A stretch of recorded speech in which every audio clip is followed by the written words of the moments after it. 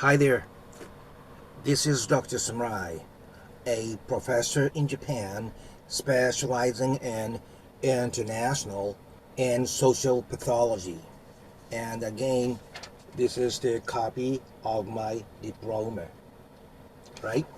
In my minute lectures, I would like to discuss with you underlying mechanism of some of the hottest issues in the world and in the United States, both from Eastern and Western perspectives. I am hoping you would share the same insight into today's problematic world by taking a series of my minute lectures so that you can lead your own life wisely with a sense of security. Alright? And today's topic is hashtag Karen. I think everybody knows this title. There are so many memes on the website. And I looked into dictionaries and I found two definitions. One,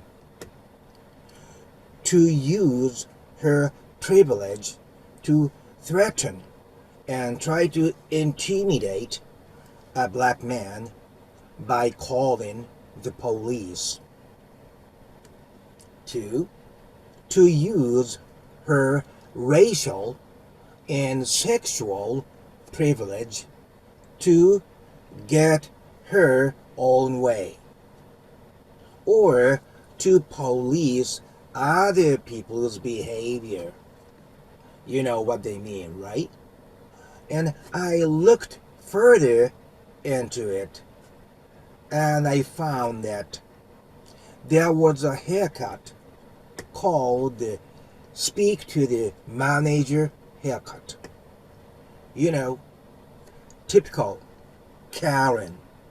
They go like, "Excuse me, can I speak to the manager, please?" Right? Their typical features are middle-aged, blonde hair, and bob hair, like a short one. Okay?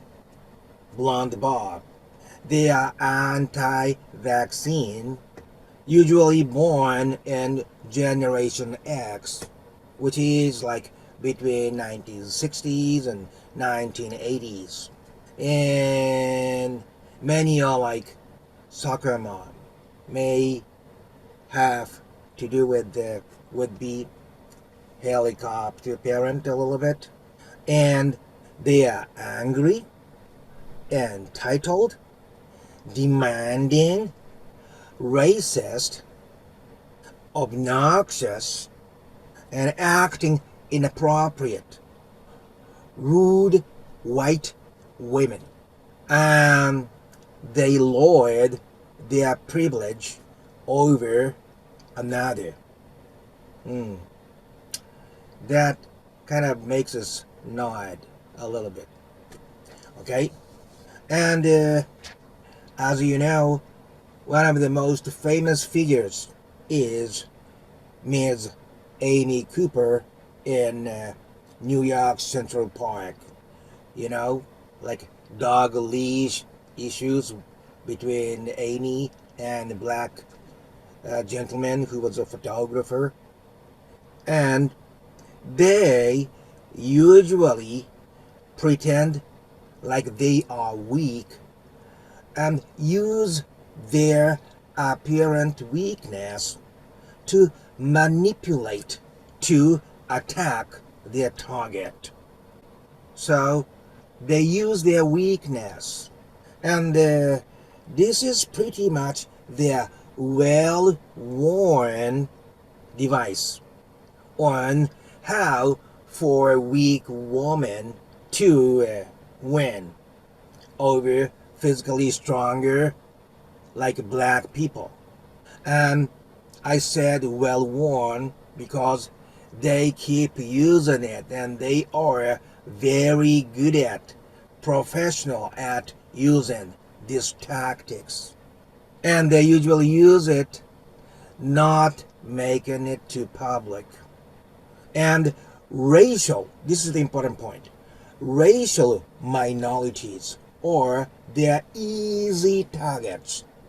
And this could cause to lead, and this could lead to many Black Lives Matter situations. Pretending like I'm weak and I'm being attacked, and the police comes, and if they arrest that black gentleman, this is what we call Black Lives Matters situation, right? We have to watch out. And here's my analysis. Let's think together, okay? They must be holding the constant anger inside. And they are always ready when they face any kind of daily disrespect. And their hysterical nature put on their switch. So they originally carry their own anger. And I think this anger comes from their childhood teaching by their parents. Highly probably their parents are authoritarian, and they imprinted into her to be higher than others. And I think this mentality is in her mind deeply. And what they do is they actually lie, right? They lie and use that lie as their weapon to demand what they truly deserve. Their lie is their weapon. You have to know that. And like I said, racial minorities are their perfect targets to manipulate others by lying. And they ignore social limits. We all have limits, right? Between other people. And we are not supposed to invade into others' territory. But they, because of this high authoritarian teachings and believings that they are superior, they ignore social limits, believing they have say into others' business. And because of this pathological personal disorder, in many cases they are loners, except in some cases they have a husband who are like themselves. And this was my analysis. And in addition to these, I kind of think, as Jean Gabriel Todd, a famous sociologist, says, imitation always goes from the higher to the lower.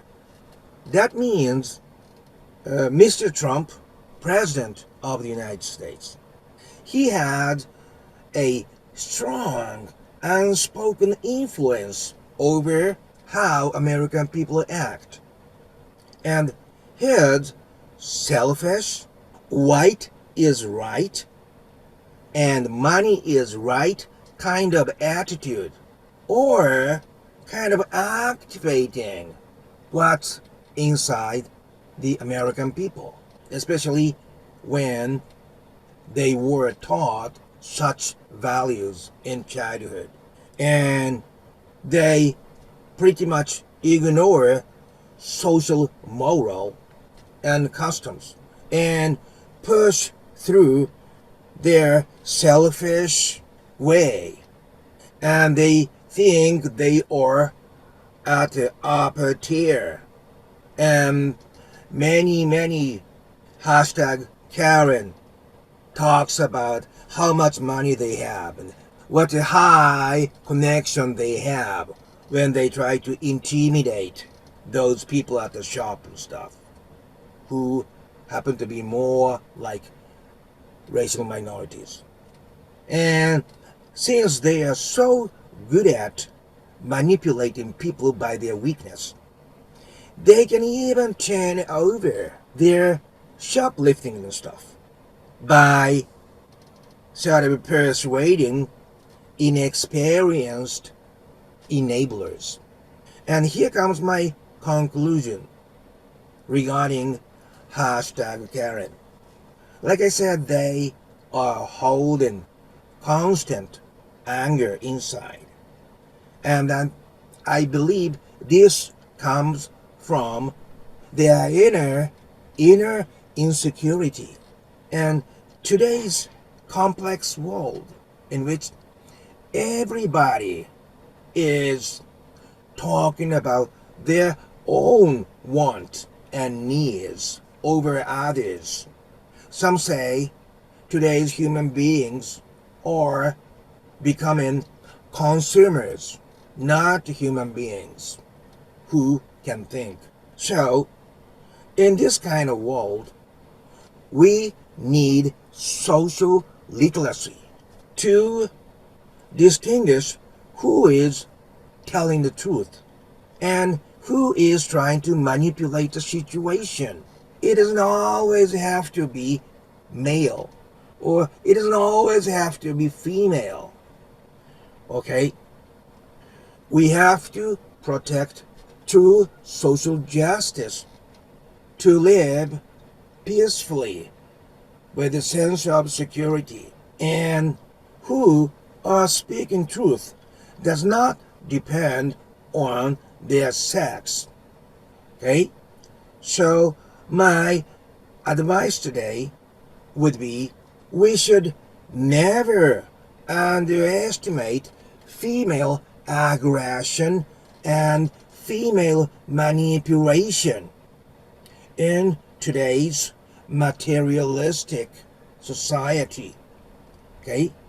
So we all have to be very careful before we judge what is the truth about the situation, especially when you are company executives or police officers or teachers or politicians, in charge of the situation, who can judge what is right.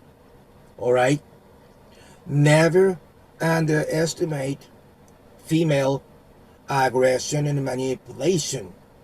But those true ladies who don't go into such deviant ways are truly representing love and kindness, like Mother Teresa, and Audrey Hepburn in her, late stages. Okay, thank you very much, and I hope you could live your daily life with a sense of a little bit more security. Okay, till next time. Bye bye now.